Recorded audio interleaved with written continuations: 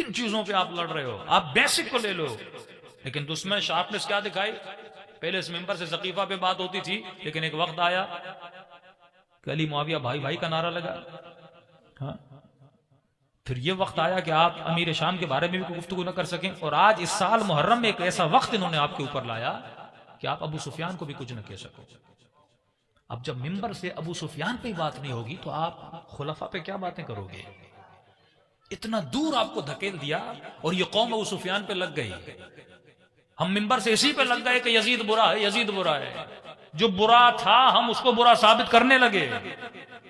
وہ یہی چاہتے تھے کہ آپ یزید پہ اٹکے رہو اور پچھلے آپ کو یاد نہ رہیں،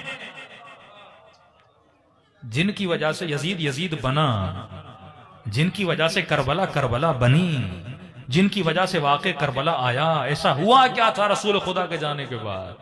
تو یہ بہترین کتاب ہے السقیفہ، جس کا پرشن میں ترجمہ ہے کہ جس کا اردو میں اگر ترجمہ کیا جائے، اس رسول خدا کے جانے کے بعد پہلی سازش.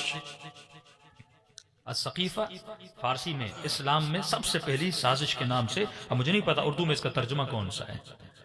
دوسرا، قرآن سب سے بہترین ہتھیار ہے آپ کا. قرآن پڑھیے، سورہ احزاب پڑھیے.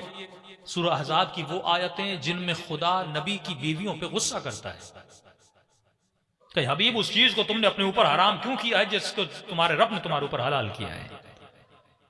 کوئی نبی کی بیوی نبی سے ناراض ہو گئی تھی کسی چیز کی وجہ سے، نبی نے اس چیز کو اپنے اوپر منع کیا، اللہ ناراضگی کا اظہار کرتے. دوسرا فرماتے ہیں چاہے تو تمہیں طلاق دے سکتا ہے اور تم یہ سمجھتی ہو کہ اس کے پاس کمی ہے کسی اور کو اپنی زوجیت میں اختیار کرے. مسلم مومن اتنی عورتیں ہیں یہ جسے چاہے اختیار کر سکتا ہے. تیسری چیز خدا تحدید، یعنی خدا دھمکی دیتا ہے، یہ طلاق کی دھمکی دی ان کو. دوسری دھمکی یہ دی ان کی طرح نہ بنو جس طرح نوح کی بیوی تھی اور جس طرح لوط کی بیوی تھی. چوتھی چیز جو خدا نے بیان کی کہ تم نے اس راز کو فاش کیوں کیا جو نبی نے تمہیں بتایا تھا. ابن عباس نے جب جناب عمر سے پوچھا، خلیفہ ثانی کا دور تھا، اور کہا کہ میں آپ سے کچھ پوچھنا چاہتا ہوں قرآن کے بارے میں. کہا ابن عباس اگر کوئی قرآن کی ایسی بات ہے جو مجھے پتا ہے مجھ سے پوچھو، ڈر کیوں رہے ہو؟ کیونکہ جناب عمر شارٹ ٹیمپر والے تھے، جلدی غصے میں آ جاتے تھے.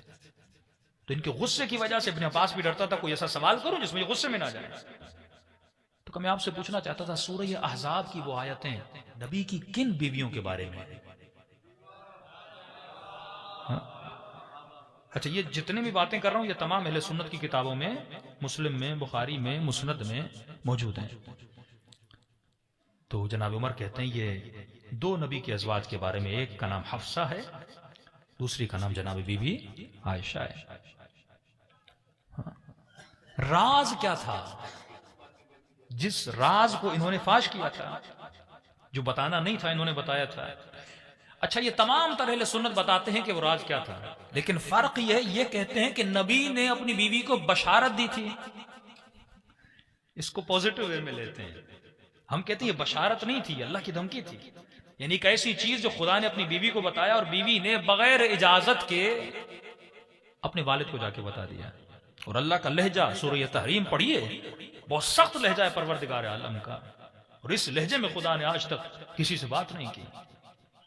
اور منافقین کی وہاں پہ نشانیاں بتائی گئی ہیں. دو نشانیاں منافقین کی. ایک وہ منافقین جو مدینے میں تھے نبی کے ساتھ، لیکن دوسری آیت میں فرمایا وہ منافقین من الاعراب، اعراب سے مراد عرب نہیں ہیں، یعنی وہ بادیہ نشین عرب، جو وہ مستضعف جنہوں نے اسلام کو سمجھا نہیں تھا لیکن مسلمان ہو گئے تھے. فرمایا یہ دو ایسے گروہ ہیں، ایک مدینے میں بیٹھے ہوئے منافق جو تمہاری صفوں کے اندر ہیں، دوسرے وہ منافق جو عرب ہے، بادیہ نشین ہیں، جو صحراؤں میں رہتے ہیں، جن کے پاس تمیز نہیں، جن کے پاس عقل نہیں، جنہوں نے شعور سے، فکر سے اسلام کو تسلیم نہیں کیا. فرمایا یہ دو گروہ ایسے ہیں جن سے اسلام کو نقصان ہوگا. اور جب سیدہ کے گھر پہ حملہ کیا جا رہا تھا، مدینے کے لوگ اتنے نہیں تھے، یہ عرب کے بادیہ نشین بدو تھے جن کو لایا گیا تھا، اور لوگوں کا ایک ہجوم بنا، اور اس ہجوم میں سیدہ کے گھر پہ حملہ کیا گیا. اور حملہ اتنی تیزی سے کیا گیا کہ ایون مدینے والوں کو پتا بھی نہ چلا کہ حملہ ہوا کہ نہیں ہوا. تو اس کے لیے مسلمان کو سقیفہ پڑھنا بہت ضروری ہے. اب سقیفے میں ہوا کیا؟ اس کتاب کو پڑھیے اور اپنے شیعہ بچوں کو ہسٹری کو جب تک ہم نہیں پڑھیں گے تب تک ہمیں باتیں سمجھ میں نہیں آئیں گی.